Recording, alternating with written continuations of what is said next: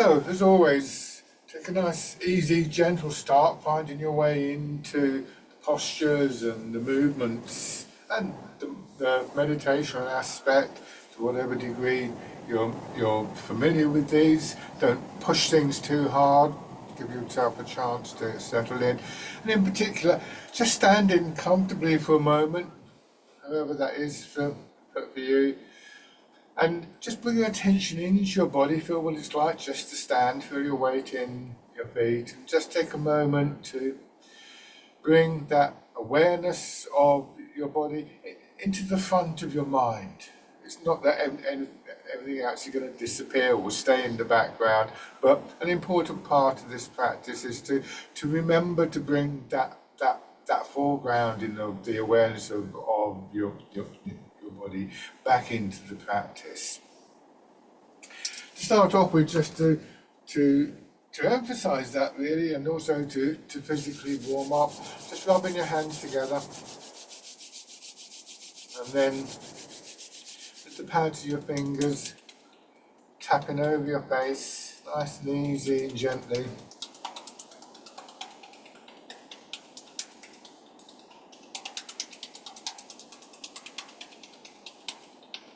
And then over your head and neck.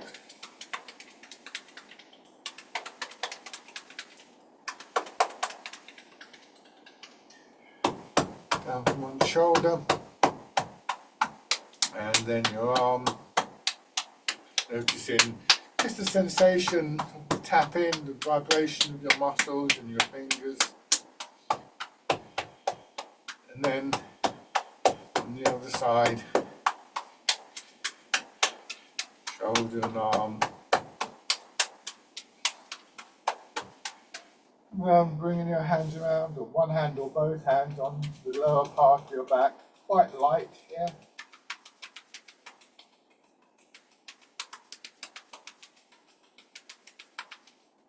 And then around your hips.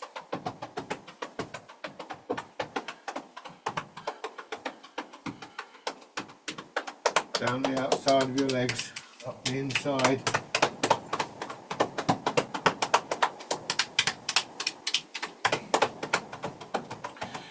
Light onto your belly.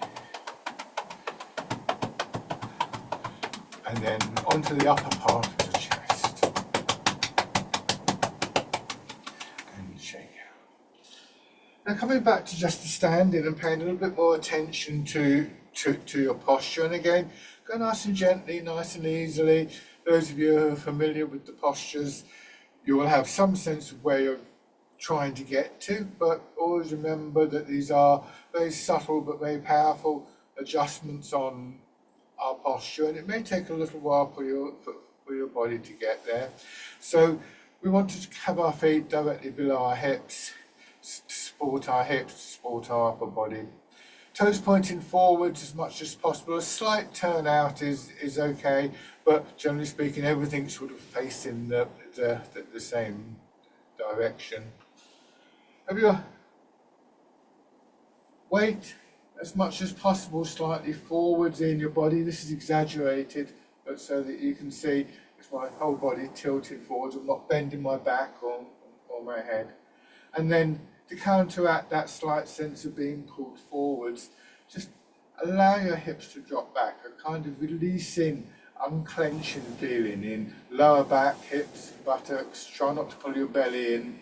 That kind of feeling you might get if you were to hold your fingers really tight, and you can feel the tension, the going up your arm, and the change from this to this. You see, there's just a little gap appearing in there, and that sense, that transition from this to this is what you want to try and feel in your hips and your lower back. Once we've got a sense of how that feels, part of our intention is to try and encourage that feeling of releasing all the way through the body. So again, going nice and easy, just as you release, feel the pull of gravity on your hips. Let them drop back a little bit. You sink down, the knees will bend a bit more, but not too much, and try and avoid this, your knees going too far forwards. So you're sitting onto a stool. and then feel how your legs just push you back up. So we start to move between two forces acting on our bodies. One is the pull of gravity, just allowing gravity to work down through our body without restriction as much as possible. And then from that feeling, that push up to the top position again before gravity takes over. So one very important thing that we're trying to do physically is to find an alignment and a posture for our bodies that allows this force, gravity acting on the body, a free flow to move with it rather than to strain against it. And likewise the upward movement, the upward energy coming out of that. So just feeling the movement in your hips coming up, pushing up into your upper body, the body expanding and contracting. Letting your centre of gravity drop, rooting down. And the combination of this alignment with the pull of gravity and the dropping of your centre of gravity, giving you more stability, just begins to allow a release of tightness, particularly in the upper part of your body, and with that, feeling that there's more space for movement. That movement could be the movement of muscles and joints, movements like breathing and circulation, and just seeing if you can feel this sense of a connecting movement, a connecting energy. As your feet push into the ground, your hips go up. As your hips go up, your shoulders go up. And then as your hips go down, your shoulders go down, and so on. So that aspect that I described at the beginning, the foreground of our attention, allows us to become aware of this feeling of connection, of a fluid movement working through the whole of the body. So now bringing your arms into the movement, so you're cradling the ball here, and as you push up, let that expansion in your body, push your elbows out, turn your hands over as though they're resting on the ball and sinking down.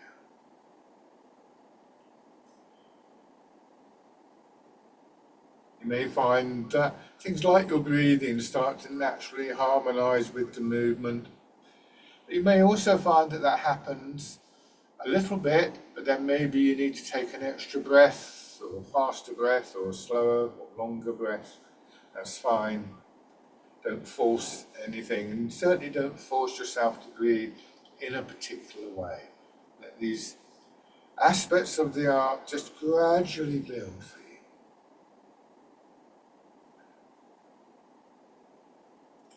As always in Tai Chi, we want to bring a sense of intentionality, deliberate movements into the practice.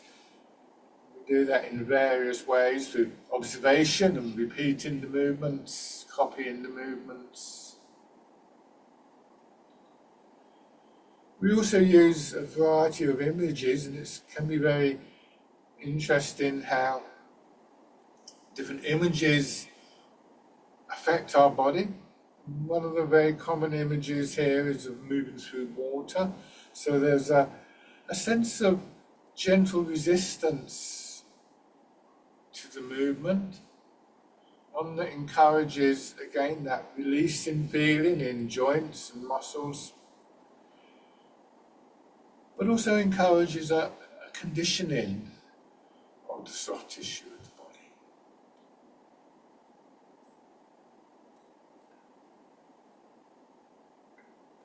This exercise is called rooting down. The emphasis really on this dropping of your centre of gravity. That's one of the main things that gives Tai Chi its reputation for helping people to find a sense of stability to move from.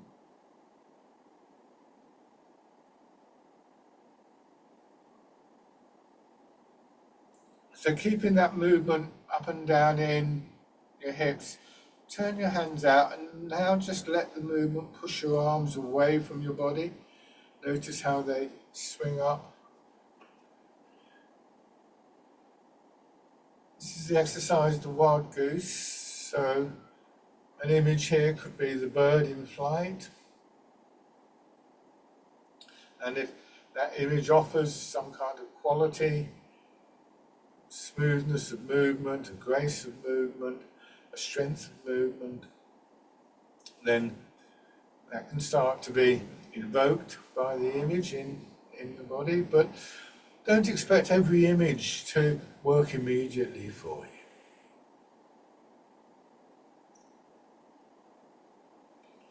The movement very much comes from the ground. You can see my hips go up, my hands go up, my hips go down, my hands follow.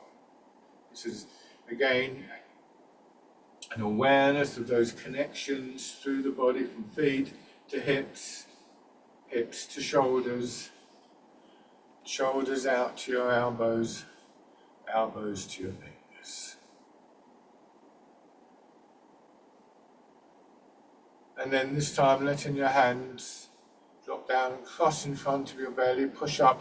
Elbows are pushed out again, this time drawing your fingers around in a smooth circle and then down. This is parting the clouds. And like the sun coming out from behind the clouds, this may invoke a quality of opening. Again, there's maybe a sense of that spaciousness within body and mind beginning to just expand out a little bit, but very gently, and in particular, as your hands go above your shoulders, trying not to stiffen up in those shoulders or your chest or your upper back.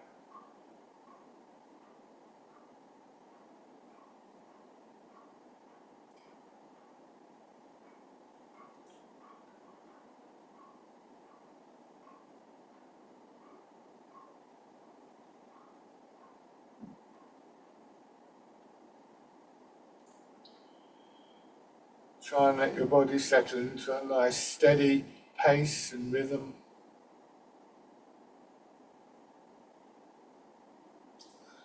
Just one more time. And once again, sinking down, letting your arms drop, feel the weight of your arms hanging from your body. And the next time you push up, focusing on one side, extending up to your leg, your side and into your arm.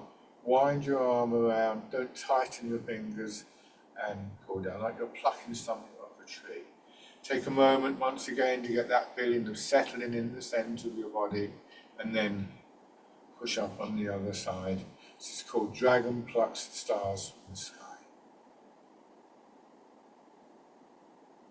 Again, a moment to just settle, don't rush from one side to another. And in all the movements, there will be these moments where we can find just that sense of settling, recentering, coming back to the root. Think of those moments as being like a comma in a sentence. They don't break the flow of the movement, but they stop us sort of rushing ahead. It's one of the ways that we bring a sense of quietness, calmness, into the movement, both in terms of our bodies, but also in our minds as well.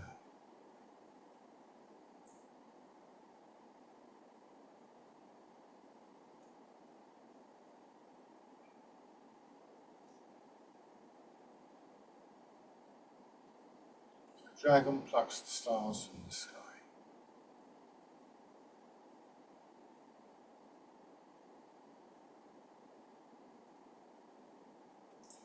One more round.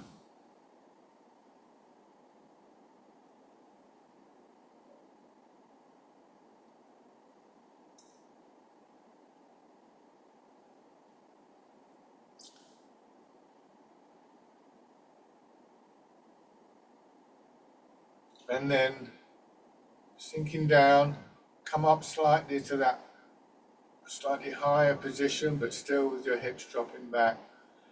Just stand there for a moment, take a couple of nice, slow, gentle breaths. and then shake out. So we establish a posture and a way of moving that again allows movement. Tightness in your body will constrict you in the way that a tight pair of shoes stops your toes from wiggling about. And again, that movement can take place on a number of different levels, often increasingly subtle levels. So we start to bring together three elements of the physical side of the art, the awareness, the intention that we bring to the movements, that is enabled by, but also enables that sense of calmness and stillness within our minds, that foregrounding of our awareness of our body, and the movement itself, the flow, the energy, all these different elements interacting with each other and supporting each other. So as I said earlier, the pull of gravity brings us down, and the response in our legs and in the ground underneath us pushes us up. And this is a very important dynamic quality, energetic quality, a cycle of movement, if you like, in the whole art. For the next couple of exercises, we don't physically go down and up anymore, but what we want to try and do is to maintain this posture of being slightly down, try not to lock up. This is a strong posture. Even a slight movement downwards is a change in how we habitually stand. And so you will feel it in the muscles of your legs, but hopefully not a regular sharp pain in your knees. Bring your hands to the center of your body. See if you can lightly touch with the inside of your arm, the side of your hips. From here, bring your arms up, lengthening through your back and spine, pushing your arms up as though they're going to press against the low ceiling, and then back. And again, taking a moment just to complete the movement here, touching the side of your hips. The next expansion, directing your arms outwards and then back. In general, with our posture, we want to feel that our back supports the front of our body, feels longer and broader. So try not to pull your belly in or tighten in your chest and shoulders. Just see if as you do this, you can feel the sensation of movement in your backs. It's almost like somebody's very gently massaging your back. And this massaging quality is another way that we sometimes use to imagine movement working through our bodies. Always returning to that contact with the center of your body, and as you do, feeling how that central part of your body is the part of your body that really drops towards the ground, and then expanding out from there and back. Now this time, as you push out from the center, also turn in that area, your hips and your waist. Notice how that redirects your arms, coming back, lightly touching your center. Take your time and then push out. This is called pushing in 4 directions. And then facing forwards and pushing out. So once again, we could imagine moving through water. I sometimes imagine with this one, as my hands push sideways, that I'm stretching out a big elastic band and then letting it contract slowly. But don't let the images distract you. They're there to bring a stronger sense of awareness and intention into your movements. And particularly people with more experience, see if you can sometimes make a direct link between aspects of your mind and the movement without the intermediary of the imagery, the ideas. Just aware of those sensations of movement working through your whole body. Beginning to recognize the ones that enhance the movement. And once again, try to bring those into the foreground of your attention and your intention, so that they begin to become the dominant factors.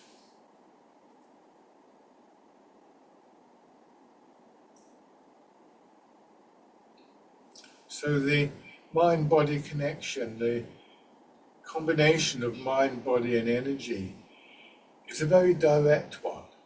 There's nothing wrong with using images as an intermediary, but we don't want to rely upon that the whole time.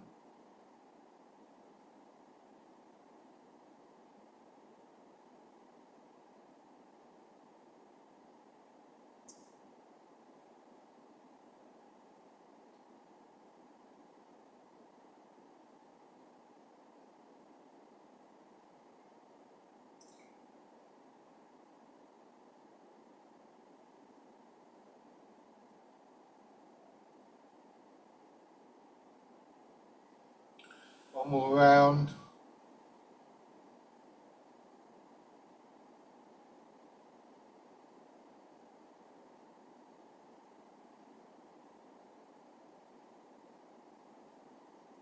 Try not to rush.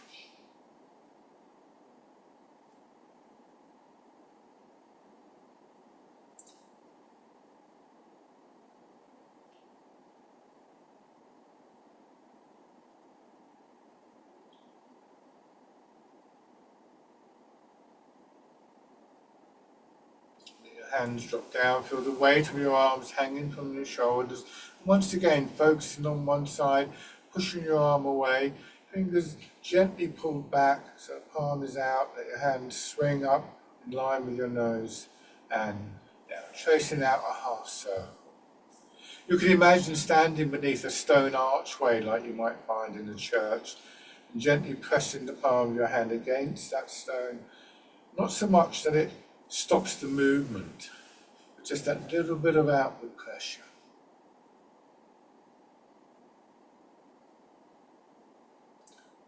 Don't rush, take a moment, the weight of your arm hanging from your shoulder again. And then with that slight upward push, once again turning in the centre of your body. And back to the front.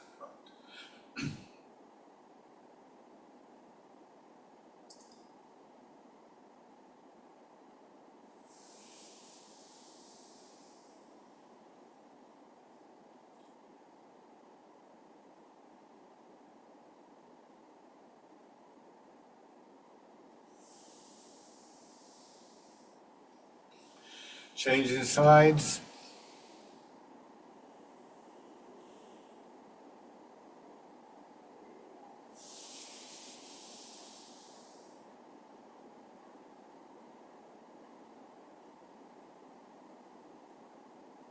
Noticing any difference between one side of your body and another. It's quite common.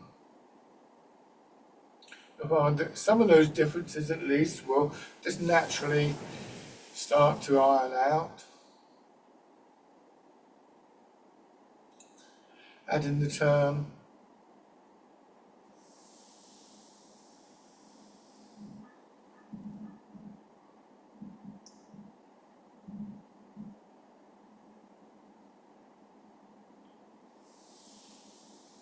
Again, just noticing where you feel those patterns of movement within your body.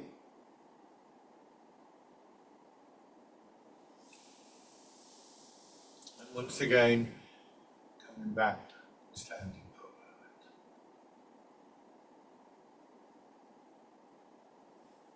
Give your legs a shake. So the centre part of our body becomes an increasingly important point of focus. It's that part of our body we want to drop towards the ground. It's that part of our body that, as we're discovering, directs movement through the body on many different levels. This area here is It's an important energy center in these systems. Excuse me. And it's a point that we can bring our attention back to. One of the difficulties that we experience, I think, very commonly in Tai Chi is that these movements are done quite slowly, and we all seem to want to speed up. It's a very common habit, and we have busy lives and lively minds, so it's not always a bad thing, but it can start to feel as though you're running downhill. And so we just put the brakes on, and it's useful to have a physical location for that. And this is something that I think we can take away with us from the session. If we practice bringing our attention to our center of our body and from there to the ground, we get better at actually doing that. And so it's available to us at other times. The next couple of exercises also use the center part of the body, but in a vertical way. And must go very carefully with this. These are strong exercises, so I'll demonstrate them quite big, but hopefully you'll be able to find an appropriate distance to move. This is not a competition, and one thing to remember is that we have this space within the body, and we want to cultivate that space. So what we don't want to do is to tighten up, and that's not a bad guide to how far you ought to be moving at any particular time. So when we stand like this, we can think of our pelvis as being level, but if we push our hips back, our pelvis tilts. So your hips are going back, and your head and shoulders will go forwards. Your back will lengthen a little bit. Again, just, it could be quite a small movement. Drop down just a little bit, and then let your hips drop down. Notice how when gravity pulls your hips down, your pelvis realigns, and that brings your head and shoulders up nice and easily, and push up. Again, sinking down very carefully. Feel what's going on, particularly in your back and the spine as you do this. It should be an opening feeling, a massaging feeling, not a strain.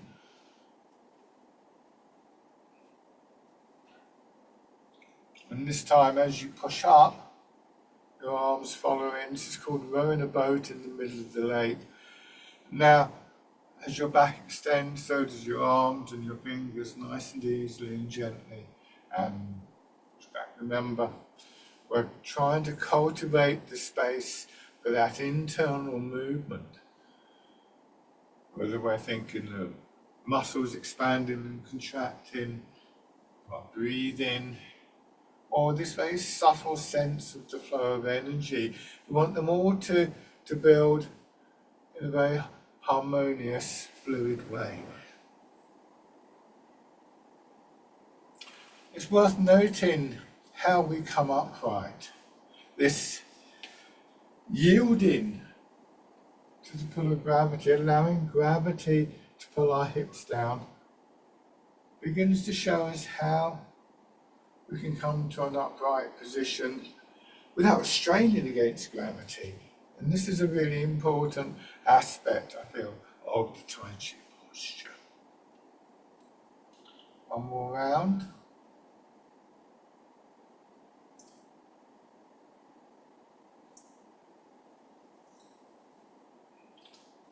And then hands palm down in front of your belly, turn, and then push the hips back. So your hands go forwards, gently swing across, hips drop down and back. Remember, I'm doing these movements quite big, possibly too big. I want you to see the mechanics of the movement. This is called polishing the table.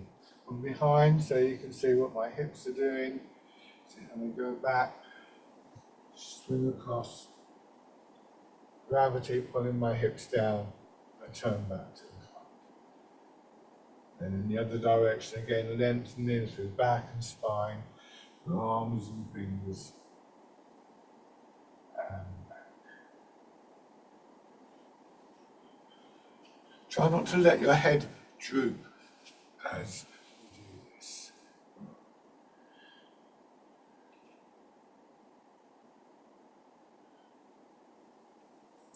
Almost imagine the friction between your hands and the table.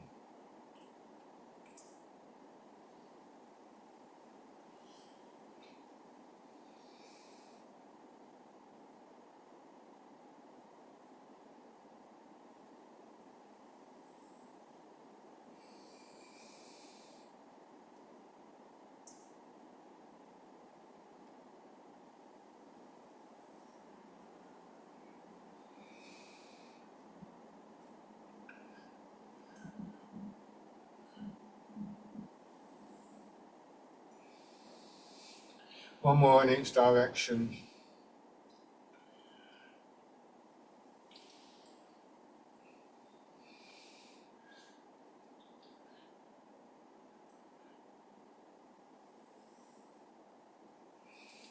And then just stand there. Shake out. Polishing the table. Now for the next exercise, you may want to take a slightly wider stance. We're going to be moving our weight from one foot to another, and it's quite a small percentage of the weight. You can do it in a slightly narrower stance, but it's barely noticeable. So take your feet out just a little bit more. Toes can point out at this point. This is sometimes referred to as horse riding stance. You will see people going into very deep stances with this posture. There's nothing wrong with doing that, by the way. There can be advantages in that, but don't push that hard. Just this does actually leave more space for your centre of gravity to drop. So it can really help with the rooting down, and it will also condition your legs. But go too far, of course, you're going to start to strain in your knees. So practice this stance so that gradually your body physically conditions into the movements. It shouldn't be putting a strain on the knees or your hips or your ankles. The joints are there to transmit the movement, not to carry your weight. And this means that the muscles will work harder. But it's muscles, so unless you have a condition which prevents your muscles from conditioning, and there are these conditions, I realise, but all else being equal, if you practice, your muscles will get stronger. It's just a natural response. So let your hips drop down just a little bit. Transfer your weight from one foot to another, trying to keep that upright posture as you do. Going to 60% of your weight in each leg. Then you come across into your left leg, so mirror my movements, and you turn your body just a little bit so you're facing the same way as the foot that you're resting. Bring your weight back into your right foot, turn. So 4 stages to this at the moment. And we're going to use these movements to direct the arms. So bring your hands again to your center, again lightly touching the side of your hips with the inside of your arm. Noticing the movement already present, the energy already present in your arms and your hands. Take your time with this. It's a slightly more complex exercise, so that ability to slow down, to focus into the present moment, the part of the exercise that you're on, is really helpful here. Now come into your right leg again, mirror my movements. Push into your left, and as you do, just raise the left hand, let it swing out a little bit until your hand is above your foot and level with your shoulder. And ideally you'll be looking across your fingers. The right hand turns palm down, staying in front of your head. Bring your weight back and turn. Now draw your arm across until it's above your right hand, and then both hands turn palm in as though you're holding the ball. Move your weight into your left foot, turn to your left, still holding the ball. And then on the other side, once again, you move your weight across. You let that swing your right hand up, and your top hand comes down to rest in front of the left hip. So again, like you're stretching out an elastic band. just gently expanding across your chest. And come back, turn your hands in to hold a ball. Back into your right foot and turn. This is called parting the wild horse's mane. Push out, making sure you give yourself time to complete each movement. Don't rush this. Coming back, turning, and then rotating your hands back into your left foot and turn. So your arm is swung out by the movement in your body, the transfer of your weight, turn in your center, patterns of expansion and contraction. Feel how as you go into your left, the left side of your body expands, similar to the earlier exercises like dragon plucks the stars from the sky. The image of the horse can be quite an interesting one, very graceful, very smooth and powerful.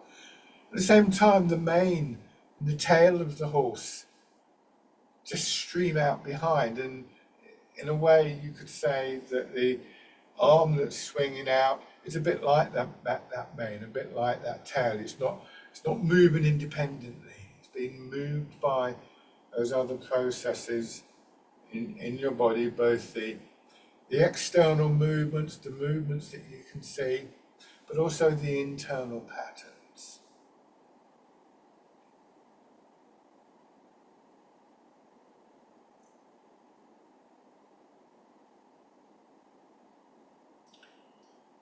Parting the wild horse's mane. Again, bringing in an image like moving through water.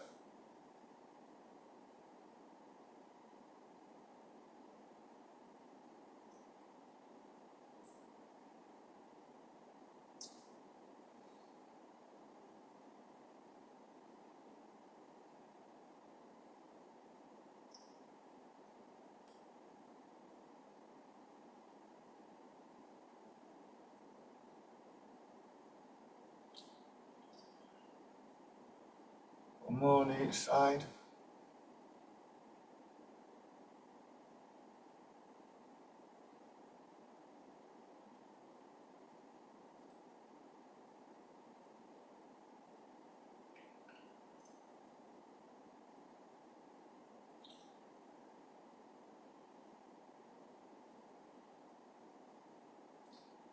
And shake out. One of the things that I have found has developed over the years of doing Tai Chi is that these three elements of body, mind and movement, for term energy to movement, that's fine, really blend in. This is not mind over matter, this is not the mind dominating the body. This is recognising how these three elements actually, I think of them as being like the three legs of a tripod. They mutually support each other. One way we could look at that is that just simply being aware of the body, foregrounding the body, really offers the mind the possibility of a place to rest, a sense of stillness and calmness. That same stillness increases our awareness of our body and enables us to bring a sense of intentionality. We find that mind and body aren't as separate as we sometimes think that they are. But this is never going to be as simple as just simply thinking the right thought. There are very real physical barriers, and we can find ways to dissolve those, to come through those. But we have to give time to that. So always remember, this is not a competition to see who can bend their knees the most or whatever. Work with that sense of awareness within your body. Cultivate that sense of spaciousness, and it's a spaciousness of the body certainly, but also with that quietening of our thoughts, that quietening of our attention, a spaciousness in the mind as well. Come back to the parallel stance, and when you do this now, imagine parallel lines going across the floor. Turn one foot out and step straight forward with the other foot, so you keep the width of your step. This is important. If you stand like that, you'll start to feel as though you're trying to balance on a log. something like that. About the same in length, so it's not a long stance, but not too short. This doesn't give you much room for movement. And then, once again, just begin to transfer your weight, this time from front to back. And take a moment each time your weight lands in each foot to, again, remember that feeling releasing, particularly in the hips, just to give you a better sense of contact with the ground and to let your root drop. It would be nice to think that in the transition from one foot to another, we maintain perfect posture and perfect root. It was certainly a good aspiration, but we must also recognise that there's all sorts of reasons why that doesn't work. What we can begin to do is to once again come back, to stop that sense of running downhill. So once again, there are these little moments, usually where there's some kind of change in the movement. Forwards to backwards, from up to down, down to up, or whatever, where we're able to just punctuate the movement, to put that little comma in the sentence. People with more experience, you should be aiming for 70% of your weight going into your back foot. When you go forwards, it's 60%, and try to be as precise as possible about that. So not all of your weight, you're not fully over one leg, but this time, when you go forwards, push your back knee in so your heel comes up. Feel how your body shifts just a little bit more. When you go back, settle into your back foot, just raise your toes, and again, your body shifts a little bit more. Now you can have that front foot slightly turned out to open your hip, if that helps. And gradually looking for that sense of alignment and root over one leg. Take your time with this. It can be very useful to hold on to something sometimes, to have your hand on a wall or table or something like that, just to give yourself a chance to settle more effectively, to learn that when we release in our body, particularly hips and knees, we actually begin to feel the effect of that stability. And this time, bringing your back foot in. When you step back, go back and out to hip width. Put the ball of your foot down, lower your heel. Gently push the foot into the floor. Plant the foot, come back. Raise your front toes, bring the foot in. Push out, heel, ball of the foot, plant the foot, and move the weight in. One of the reasons we take what for many of us is a slightly shorter step than normal is so that we can feel out with the foot. I sometimes describe it as though you're walking on thin ice.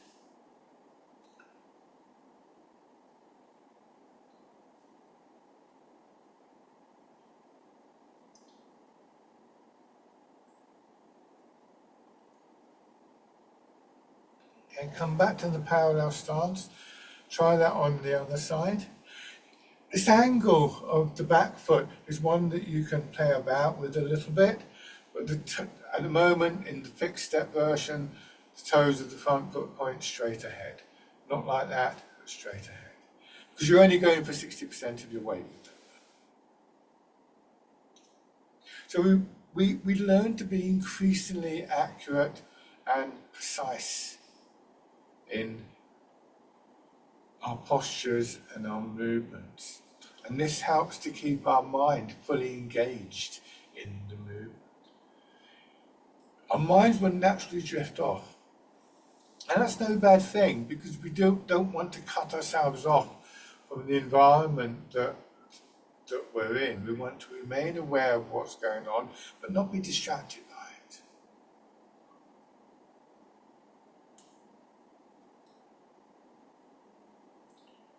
Again, you could use the image of moving through water. That's feeling the change from, as you move forwards and back, feeling that slight sense of what we might call pressure on the back of the body and on the front of the body, and how that feels as it changes within the body. Raising your toes and your heel.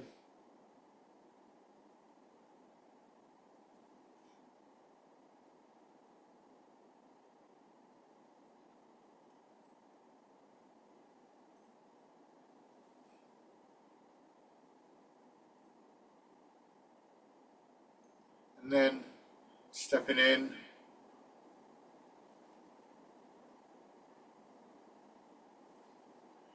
Remember, an important part of our alignment is to allow our pelvis to remain level.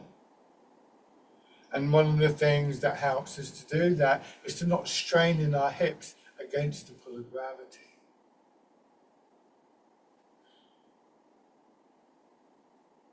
So that feeling of releasing in the hips becomes increasingly important. Now this time, take a step through, either go forwards or backwards. Try and keep the width of your step.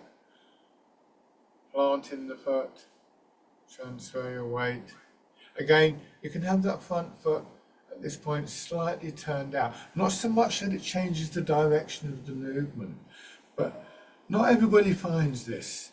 I do, but not everybody needs to do this. It's to do with just create a bit of space in your hip here to allow your weight to drop more effectively.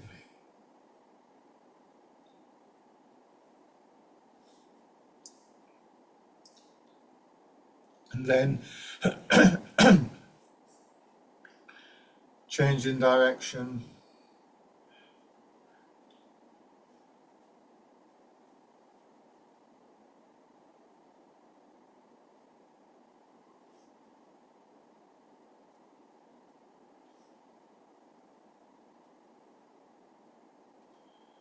And shake out.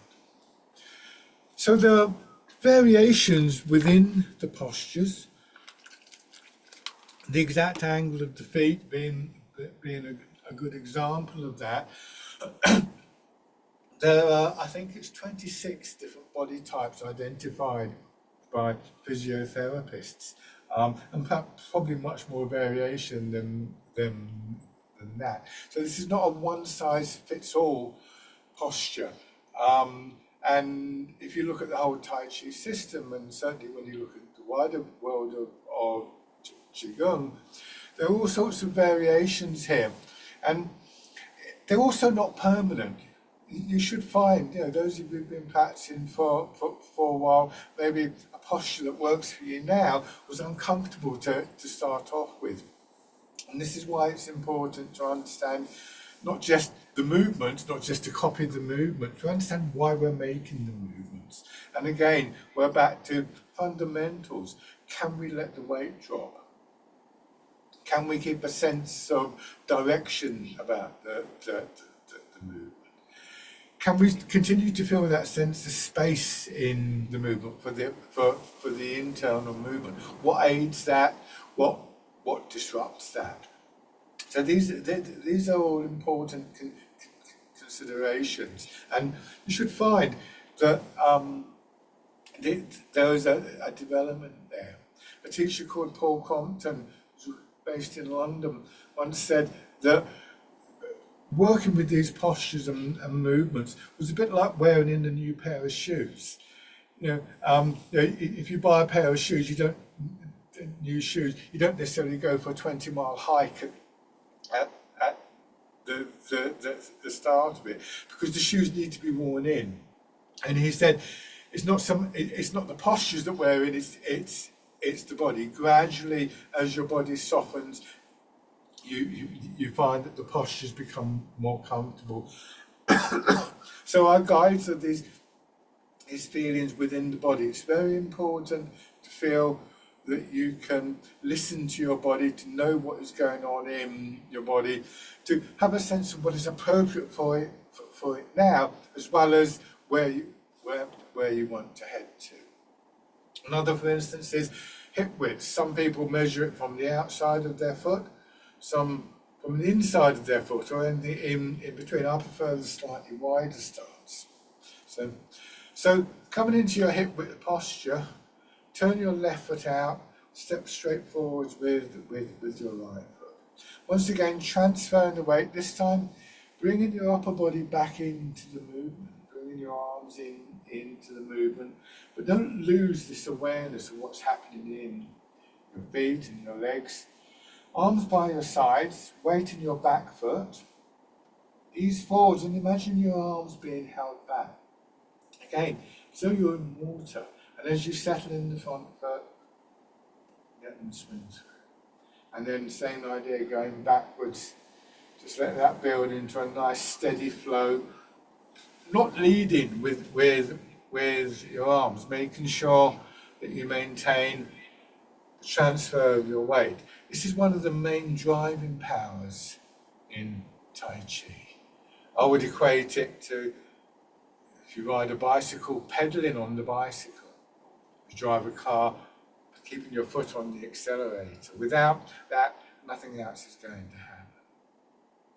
This is a movement called fisherman castanet.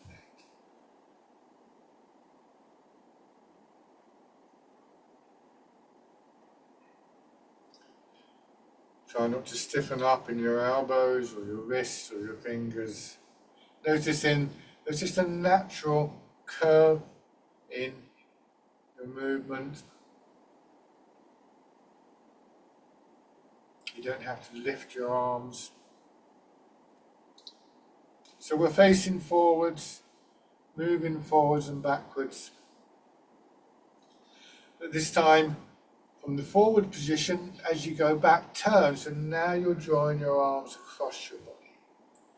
As they swing forwards, notice how you get an expansion here in that front side of your body. As you go back, changes to here, subtle change. And we just build on that, expanding a little bit more, pushing the arms up a little bit more, until finally they reach about shoulder height, and then as you go forwards, they swing down, making a circular movement, turn out just a little bit more with the expansion, and then that. So you're tracing out what we might think of as a sort of sideways figure of eight movement. Some people like the image of the infinity sign used in physics and mathematics. Your weight moves, your center turns, we feel those patterns of expansion and contraction within our upper body, and our arms follow. We also have this image of the shape in front of us in our minds, and an intention just to let our body flow into that shape.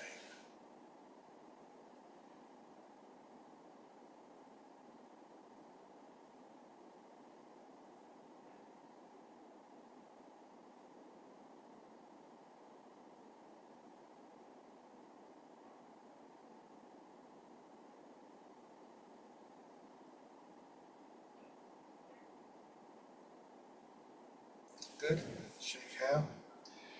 So let's try those movements on the other side. Starting in the parallel stance, turn your right foot out, left foot forwards, starting in your back foot, fisherman castanet. Again, just letting you breathe in, come nice and easy. You'll probably find that your body will settle into a comfortable and natural breathing pattern.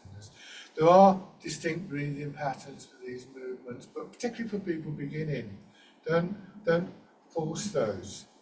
And like everything else in Tai Chi, all of these things are cultivated. And I like the term that we cultivate these things. When we grow a plant, we give it time. We create an environment within which it will grow.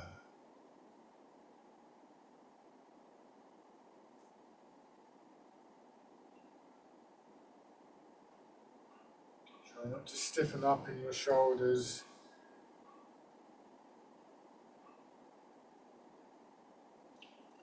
One more backwards and forwards. And then just introducing this simple change, turning in your hips and your waist, not twisting your back up.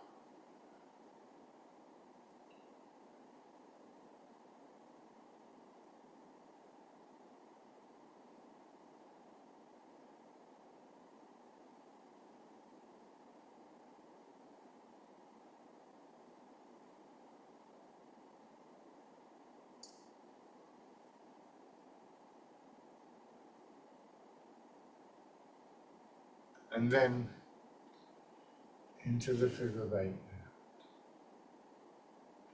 Slight sense of just pressing down there, so still as though you're moving in water.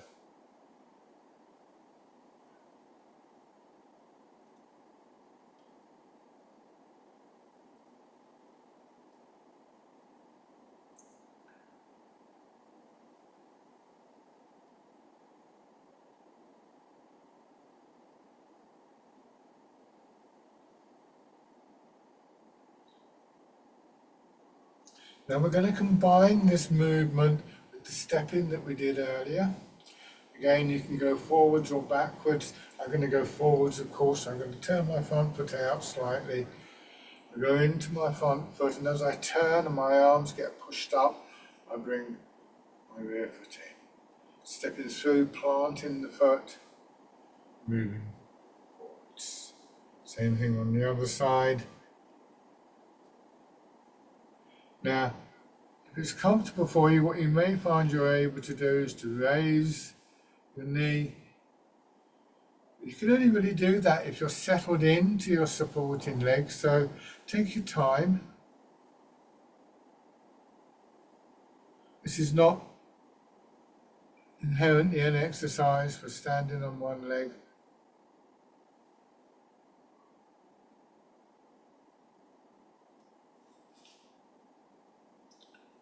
And then changing direction if you haven't done so already.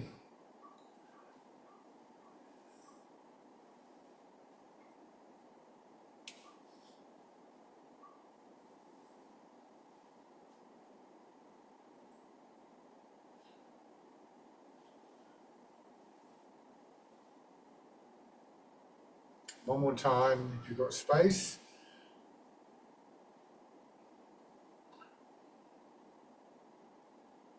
And then shake out. Okay, so for the last exercise, building on this idea of coming back physically, mentally, energetically, and that sense of drawing in, that touching of the calmness, the stillness, which is such a key part of the movement. You could almost argue that it's the place that the movement, the energy builds on. It's certainly the place that allows us to work creatively with that movement. In the parallel stance, sinking down, which is called Embrace Tiger, Return to the Mountain. Bring your arms around as though you're going to hold a ball against your chest, then draw your hands in, turn your hands palm down, and let your hips drop. And just reflect on what actually brings you back. And this again may be a useful thing to take away from the session with you. Just a sense of one or two things that maybe later in the day when things get a bit hectic, or if you really need to be a little bit more grounded or a little bit calmer, might actually be able to just remind you of this, to trigger this. Keep it simple. Find what works for you. Embrace Tiger, return to the mountain.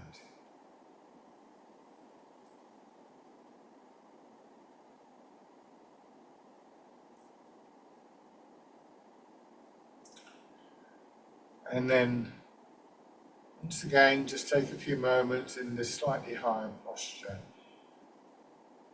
to settle.